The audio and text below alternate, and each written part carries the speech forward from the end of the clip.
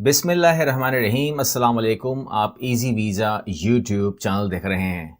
हमारी कोशिश हमेशा से यही रहेगी कि हम आपको वो तमाम रास्ते दिखाएं, वो तमाम बातें बताएं जिसके तहत चलते अगर आप खुद भी कोशिश करें तो इसमें कोई शक नहीं है कि आप अपने लिए रास्ता निकाल सकते हैं, अपनी फैमिली की हेल्प कर सकते हैं, अपने दोस्तों की हेल्प कर सकते हैं, बहुत सारे मामले जो हैं अपनी ज़ाती मामलात को भी ठीक कर सकते हैं और एजेंटों के चक्रों से बच सकते हैं। वो जो शिकायत जनरेट होती है कि जी पैसे खा के या लेके चले गए, उससे बच सकते हैं और इस तरीके से आप माशरे में अपने लिए या औरों के लिए कोई किरदार अदा कर सकते हैं।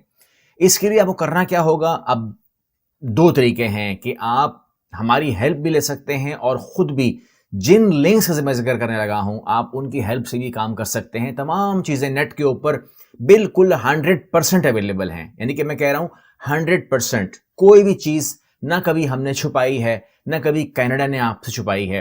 जस्ट आपको फॉलो करना है और इस वीडियो में आपको मैं 5 आसान तरीके बताऊंगा। मैं आसान क्यों बोल रहा हूं?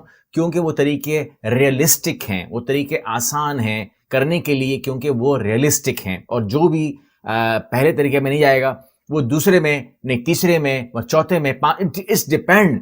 क्योंकि मैं जो आपसे बात कर रहा हूं मुझे मालूम नहीं है कि मेरा टारगेट ऑडियंस जो है वो एक दिमाग है जो जाना चाह रहा है कनाडा, मगर वो किस तरीके से जाएगा ये डिपेंड करता है सुनने वाला अपने आप को कहां रखता है, उसके पास फंड्स हैं या नहीं हैं, या उसकी तालीम है या नहीं है, या उसकी एज क्या है। तो मैं एक जनरल बात कर रहा हूं, इसलिए आपने तो जनरली समझना है। आपने अपने ऊपर सारा कुछ नहीं लगाना। आप किसी एक फॉर्मेट में आ रहे होंगे और वो आपके लिए होगा, और हो सकता है कि इस वीडियो में ना हो तो आने वाली वीडियोस में होगा। सबसे पहला तरीका, 5 तरीकों की बात करने जा रहे हैं। पहला तरीका है पीएनपी का। अब पीएनपी तरीकाकार क्यों पॉपुलर है? क्योंकि यही वो तरीका है जो आपको सपोर्ट करता है पॉइंट्स के अंदर। जब आपके एक्सप्रेस एंट्री में पॉइंट नहीं पूरे हो रहे होते तो क्या किया जाए, उसका तरीकाकार होता है पीएनपी, प्रोविजनल नॉमिनी प्रोग्राम। यानी कि कोई सूबा जो है वो आपका हाथ पकड़े, आपको इन्विटेशन दे, आपको बुलाए, और उसको हम कहते हैं कि ये पीएनपी थ्रू ये जाएगा कनाडा। और वहां पर सिर्फ उसे करना ही होगा कि उस सूबे को ये बताएगा कि जी मैं अल्बर्टा में अगर रहना चाहता हूं, यानी कि अल्बर्टा का अपना प्रोग्राम है। आप कहते हैं जी मैं ब्रिटिश कोलंबिया में रहूंगा, तो ब्रिटिश कोलंबिया में भी आप अप्लाई करते हैं, वही आपको इंटरेस्ट का लेटर देंगे। या क्यूबेक है उसके अंदर बात आप करेंगे, या ओंटारियो है, या सस्कैचुअन है, या न्यू ब्रंसविक है, इस तरीके से नोवा स्कॉशिया है, इस तरीके से कोई भी हम नाम ले लीजिए। इन तमाम सूबों का अपना अपना पीएनपी प्रोग्राम है। इन तमाम सूबों का अपना अपना रिक्वायरमेंट है। इन तमाम सूबों में अलग अलग पेशों के लोग काम करते हैं। कहीं पर सेम ही है लेकिन कहीं पर मुख्तलिफ भी हैं। कोई फिशिंग में बहुत आगे है, तो कोई ज़राअत में बहुत आगे है, तो कोई फैक्ट्री सनतों में बहुत आगे है, कोई टूरिज्म में बहुत आगे है। तो इट्स डिपेंड। और उन तमाम सूबों को यह हक है कि वो अगर किसी स्पेसिफिक पर्सन को चाहे तो वो बुला सकता है। अब वो उन तमाम सूबों के अंदर क्या आप किसी सूबे के लिए इंटरेस्टेड पर्सन हैं या वो आपके अंदर इंटरेस्टेड हैं, तो ये डिपेंड करता है आपकी एलिजिबिलिटी के ऊपर कि आप किस सूबे के लिए एलिजिबल हैं। मतलब फॉर एग्जांपल, आप एक पर्सन है, आपके पास एक सीवी है, यानी कि एक प्रोफाइल है, और एक पर्सन के लिए 10 ऑप्शन आपके सामने हैं, and you have to find out कि मैं किस सूबे के अंदर अपने आप को महसूस करता हूं फिट। यकीनन किसी न किसी सूबे में आप फिट होते होंगे, लेकिन यह मालूम करने के लिए आपके पास क्या तरीकाकार हैं। आपके पास तरीकाकार यह है कि आप canada.ca, कनाडा सिर्फ कनाडा नाम लिखेंगे, canada.ca, and you will find out yourself. आप असेसमेंट करेंगे और उसके अंदर आप तमाम सूबों को लेकर आप देख सकते हैं। आप कहते हैं समझ नहीं आया, मिक्स हो जाएगा मुझसे, मैं canada.ca से नहीं करना चाह रहा हूं, कोई मसला नहीं है। आपके पास दूसरा ऑप्शन है कि आप इन तमाम जो सूबे हैं, इन तमाम सूबों की अपनी वेबसाइट मौजूद है जो स्पेसिफिक बात करती है। लेट्स से कि आप इंटरेस्टेड ही अल्बर्टा के अंदर हो, या आप इंटरेस्टेड ही सस्कैचुअन में हो, नोवा स्कॉशिया में हो, तो ऐसा कुछ है, तो फिर आप उनकी वेबसाइट खोल लीजिए। आप सिर्फ गूगल के अंदर वो नाम लिखते हैं ना, आप लिखते हैं अल्बर्टा, तो डेफिनेटली उसकी अपनी वेबसाइट खुल जाती है। और जब खुल जाती है तो वहां जाके आप अपने लिए मालूमात ले सकते हो, पढ़ सकते हो, तसल्ली के साथ अल्बर्टा को पूरा पढ़ सकते हो, क्योंकि वो उनकी ऑफिशियल वेबसाइट है, किसी एजेंट की तो है नहीं। दूसरा तरीकाकार ये है, तीसरा तरीकाकार ये है कि अगर आप कहते हो कि जी canada.ca से मैंने ट्राई किया, मुझे प्रॉब्लम हुई, मैं अपने आप को प्रॉपरली असिस्ट नहीं कर पाया और मैं अपनी असेसमेंट रिपोर्ट प्रॉपर नहीं बना पाया, तो मैं समझ नहीं पाया। उसके बाद फिर मैंने स्टेप बाय स्टेप जो है 10 सूबों के अंदर गया और उन तमाम को मैंने देखा, तो मैंने थकन महसूस की, मैंने प्रॉब्लम महसूस की, बिकॉज टाइम कंज्यूमिंग महसूस किया मैंने अपने आपको प्रॉब्लम नहीं होती है but it's a time consuming. तो आप इन तमाम चीज़ों का तीसरा हल कर सकते हो कि हमारे ऑफिस से रब्ता करके, ये जो व्हाट्सएप नंबर नीचे चल रहे होते हैं आप देख रहे होते हो या नंबर चल रहे होते हैं, तो आप उनसे कह सकते हो कि जी मुझे असेसमेंट रिपोर्ट चाहिए। दो बातें होती हैं, असेसमेंट रिपोर्ट चाहिए कि मैं किस सूबे के अंदर एलिजिबल हो सकता हूं या मैं कहां ट्राई कर सकता हूं एंड सो ऑन। तो आपको ये हमारा जो ऑफिस है वो आपकी बेस के ऊपर, ये जो काम आपने करना था canada.ca पे या हर सूबे में जाके, वो आपको हमारा सूबा जो है वो असेसमेंट करके देगा। मगर अगर आप इसको बोलेंगे कि ये जो पहले दो तरीके हैं वो तो टोटली फ्री ऑफ कॉस्ट हो गए ना, क्योंकि आपने खुद मेहनत की, आपने 2 दिन लगाए, 4 दिन लगाए, 6 दिन लगाए, and you will find out your report. लोगों को मिल जाती है, लोग करते भी हैं, मतलब ऐसे बहुत सारे लोग हैं जो अपने लिए कर लेते हैं।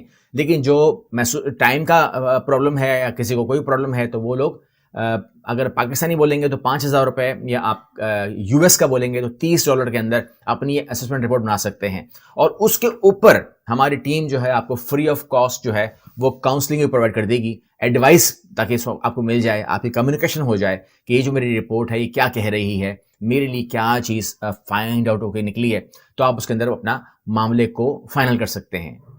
लेकिन जाहिर है ये उन्हीं लोगों के लिए है जो पीएनपी प्रोग्राम का हिस्सा बनेंगे या उनके पॉइंट कंपैरेटिवली कुछ कम हैं, तो वो किस तरीके से उसको कवर कर सकते हैं। दूसरा तरीका क्या है हमारा, एज अ स्टूडेंट, यानी कि वो तमाम लोग जो कनाडा का इजी वे चाहते हैं, आसान बात मैं क्यों कहूँगा, ताकि काम हो जाए वाली बात है, काम उनका हो जाए, तो वो है स्टूडेंट को डेफिनेटली वर्क परमिट मिलता है, स्टूडेंट को डेफिनेटली पीआर मिलता है, इसमें कोई शक नहीं है कि अगर, मतलब मैंने अब तक नहीं देखा कि किसी को रिफ्यूज़ किया हो सकता है किसी को रिफ्यूज़ किया हो, मेरे इल्म में ना हो, लेकिन जितने लोगों को मैं जानता हूं उन तमाम लोगों को वर्क परमिट भी मिला ड्यूरिंग स्टूडेंट। वो लोग अपने जो स्टूडेंट हैं वर्क परमिट के ऊपर 20 घंटे काम करते हैं बाहर, यानी कि अपनी यूनिवर्सिटी से बाहर, और अगर वो काम की नौयत उनके अंदर है, स्टूडेंट के अंदर है, यानी कि फॉर एग्जाम्पल अगर आप वहां पर जाते हैं, कभी कनाडा आप गए होंगे, तो अगर आप उनके अंदर यूनिवर्सिटीज़ में घूमते हैं तो वहाँ पर बहुत सारे, जैसे मैकडॉनल्ड है, KFC है, पिज़्ज़ा हट है, या ऐसा बहुत सारी चीज़ें होती हैं, बहुत सारी और शॉप्स होती हैं। अगर कैंटीन्स हैं प्राइवेट, अगर आप वहाँ काम करते हैं तो वो काउंटेबल नहीं है टाइमिंग, यानी कि आप 20 घंटों से हट के भी काम कर सकते हैं। तो अगर आप अपने आप को वहाँ काम करते हो तो आप पूरे दिन काम करते रहो, नोबडी विल आस्क कि भाई कितने घंटे हो गए। तो ये स्टूडेंट के लिए एडवांटेज भी है। ज़्यादातर लोग आपको नहीं बताएंगे, मगर ये फैक्ट है कि आप अंदर काम करोगे तो वो 20 घंटों में नहीं आता है, ये आप नोट कर लें। तो जो कंसल्टेंट ही देख रहे हैं वो भी नोट कर लें कि उन लोगों को एडवांटेज का बताएं कि they can work for them. अब मामला ये आता है कि जो स्टूडेंट नहीं जाना चाहते, तो उनके अगर हस्बैंड या वाइफ या ऐसा कोई मामला है, तो स्पाउस वीज़े पर भी, स्पाउस में 2 चीज़ें हैं, स्पाउस वीज़े के ऊपर भी आप पीआर ले सकते हैं। मतलब अगर आपका हस्बैंड कैनेडियन है या आपकी वाइफ कैनेडियन है तो यू विल बी कैनेडियन, उसमें कोई रुकावट नहीं आती है, आपको डेफिनेटली मिलती है। लेकिन मामला ये आता है कि आप कहते हैं कि जी हर बंदा तो नहीं, हर बंदे की तो बीवी या हस्बैंड नहीं होता स्पाउस, तो क्या करें?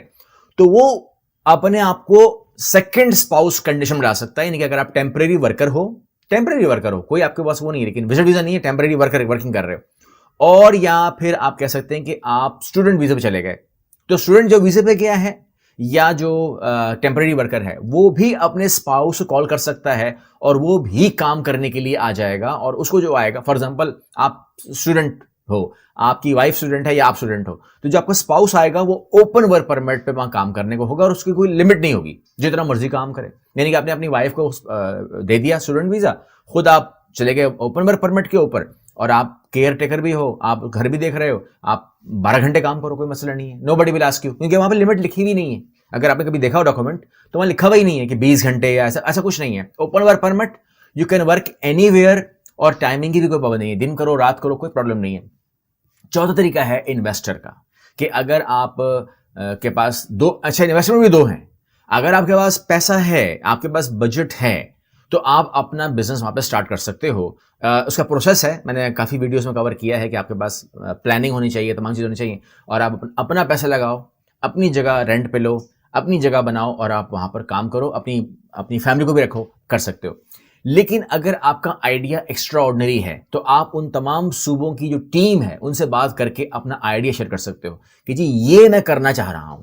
अब उसके अंदर बहुत सारे लोग हैं जो यूनिक काम करते हैं और वो बहुत आइडिया फेमस होते हैं। हमने जिन लोगों को मैं जानता हूँ, जितने मैंने चीज़ें देखी हैं, और वो जो सक्सेस स्टोरीज हैं, जिन्होंने कहा कि जी मैंने सिर्फ और सिर्फ आइडिया अपना बेचा है, आपने आइडिया के साथ मैं भी चला गया, ठीक है ना। वो क्या होता है कि आपका एक ऐसा आइडिया जो एक शानदार आइडिया होता है, क्योंकि आपको आइडिया पहले शेयर करना ही है, ठीक है ना। जब आप आइडिया शेयर करते हैं तो दो बातें होती हैं, तो पैसा आपके पास होता है या नहीं होता है। अगर पैसा नहीं है तो वो आइडिया जो है वो शेयर करते हैं आगे लोगों से, यानी कि इस सूबे में ये दरखास्त आई है और जो वहां पर लोग होते हैं इन्वेस्टर्स, उनको वो शेयर कर देते हैं कि जी ये बंदा है, इसके पास ये आइडिया है, कोई इसके अंदर इन्वेस्टमेंट करना चाहता है, तो वहां पर आपको बिजनेस पार्टनर मिल जाता है जो आपको हायर कर लेता है, कहता है ये काम आपको आता है, जगह मेरी, सब कुछ मेरा, सरमाया मेरा, आप ये काम मुझे करके दो, ठीक है ना। आपको मैं बुला लेता हूं, आपको मैं पीआर देता हूं, तो आप उस पार्टनर के तौर पर चले जाते हो, इन्वेस्टमेंट उसकी होती है, he will be considered as a sleeping partner, और आप अपना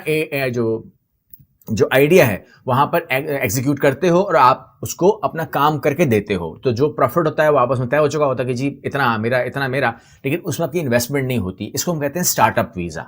स्टार्टअप वीजा तो वो जो चीज है वो आप लोगों के लिए बहुत बेनिफिट देती है कि आपके अंदर अगर दिमाग काम कर रहा है और आइडिया है लेकिन पैसा नहीं है तो कोई बात नहीं, आपको इवन के बैंक फंड देखे मैंने, मतलब उन लोगों को जिन लोगों के पास वो नहीं आए उनको बैंक ने भी फंड किया है, यानी कि यही गवर्नमेंट ने करवाया है कि जी आप आ जाओ, आपके पास कितना पैसा है। फॉर एग्जांपल आप कहते हैं कि जी $1 लाख का खर्चा है मगर मेरे पास 1 लाख नहीं है, उन लोगों को 1 लाख नहीं हो तो $95,000 तक की इन्वेस्टमेंट जो है उनको मिल जाती है कि आप 95,000 हम देते हैं, 5,000 आप लगाओ और आप काम शुरू करो। लेकिन ये आइडिया जो है हमें अट्रैक्ट कर रहा है, तो वहां पर गवर्नमेंट जो है, जो बैंक्स हैं, दे आर इंटरेस्टेड।